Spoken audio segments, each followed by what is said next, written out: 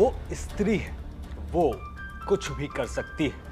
ये बताने के लिए शायद कोई फिल्म बनाने की जरूरत नहीं थी।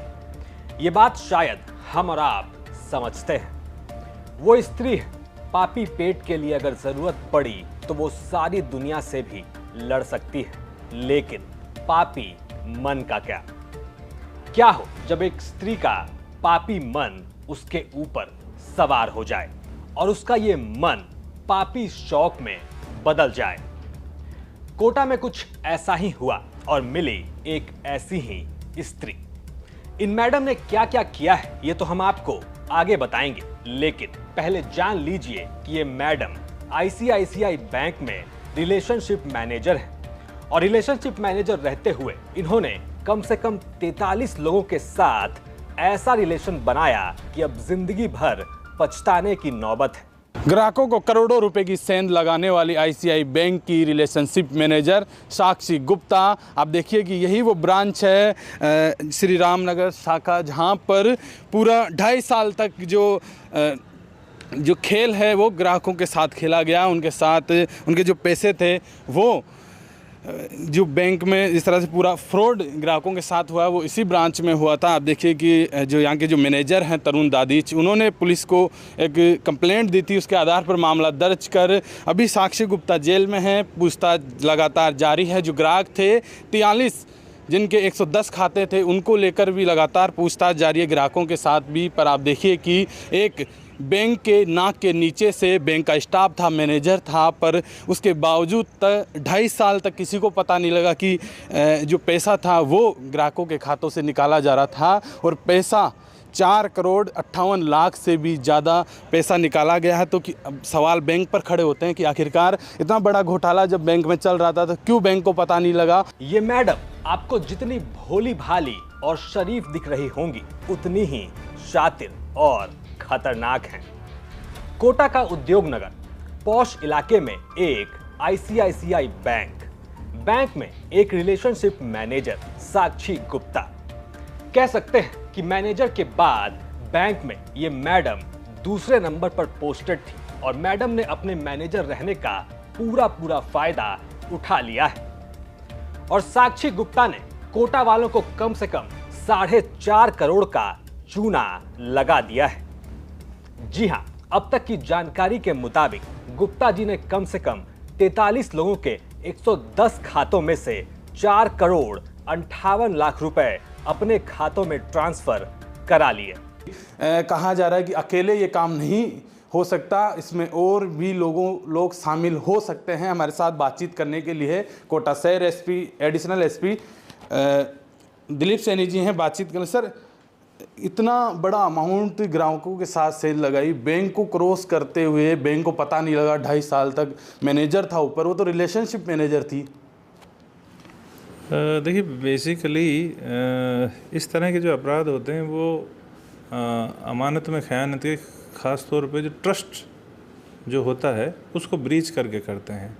तो ये बात सही है कि बैंक की ये इतने अमाउंट की जो हेरा फेरी है वो ऐसा नहीं है किसी एक ही सीट से होना पॉसिबल है। तो और लोगों की भी इसमें संलिप्तता के बारे में इनकार नहीं किया जा सकता, पर ये जांच का विषय है।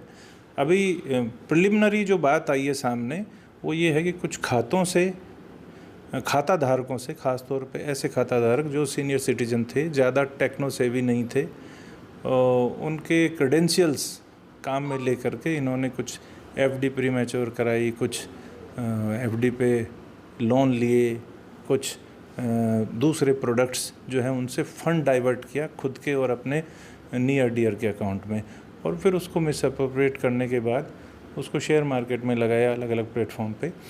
तो ये जांच का विषय है कि कौन कौन बेनिफिशियरी थे, जो प्रोसीड ऑफ क्राइम है वो किस किस के पास गई। जिनके पास गई डेफिनेटली वो लोग मुलजिम होंगे। ये जांच का विषय है, अभी जांच करेंगे। कोई बुजुर्ग जिसे फोन चलाना नहीं आता, कोई महिला जो ऑनलाइन बैंकिंग क्या होता है ये जानती तक नहीं, और कोई आदमी जो बैंक में एफडी कराकर पैसे बढ़ने का इंतजार कर रहा था। आईसीआईसीआई बैंक की रिलेशनशिप मैनेजर साक्षी गुप्ता ने सबको चूना लगाया और भर भर के लगाया।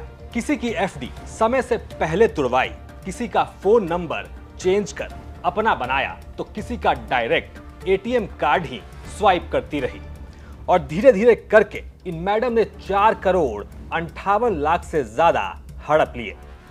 ये मैडम गिरफ्तार तो हो चुकी हैं, लेकिन इतने लोगों को मामा बनाने वाली इस लड़की की सफाई में खुद इसके मामा उतरे हैं। क्या तो ये पूरा मामला हुआ, वो सस्पेंड हो गई थी उसके बाद कि और कौन कौन लोग क्या इसमें इन्वॉल्व है, आपको क्या लगता है? इस बारे में देखो, हमारे को तो भी बाद में मालूम पड़ा है और मैं तो उसके मामा जी हूँ, यहीं पड़ोस में रहता हूँ। बाकी घर वालों को भी मालूम नहीं था कि क्या हुआ।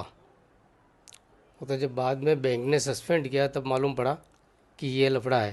लेकिन जहाँ तक मैं सोचता हूँ कि इतना बड़ा काम अकेले एक आदमी के बस का नहीं होता है जी। क्योंकि बैंकों में मेरा भी लेन देन है, शुरू से सन 82 से लेन देन करता हूँ मैं, बिजनेस का काम है। और बैंक में कोई भी एक अधिकारी पोस्टिंग करता, दूसरा वेरीफाई करता, तभी जाके ट्रांजैक्शन सक्सेसफुल होता है। बिना अधिकारी के कोई भी ट्रांजैक्शन सक्सेसफुल नहीं हो सकता है। अब ये बैंक को चाहिए कि उसकी इन्वेस्टिगेशन करवाए कि इसमें और कौन कौन इन्वॉल्व है।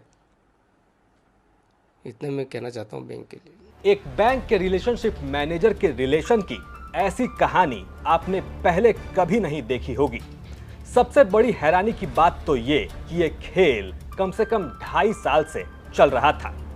पिछले 2-3 सालों में न जाने कोटा के कितने लोगों को इस मैनेजर मैडम ने चूना लगा दिया और हमें अब जाकर मालूम हुआ है। साक्षी गुप्ता फिलहाल कोटा पुलिस के शिकंजे में है, लेकिन कहा जा रहा है कि ये काम इनके अकेले का नहीं हो सकता, बल्कि हो सकता है इसके लिए एक बड़ा गैंग काम कर रहा हो, जिसका एक साक्षी ये साक्षी गुप्ता भी हैं।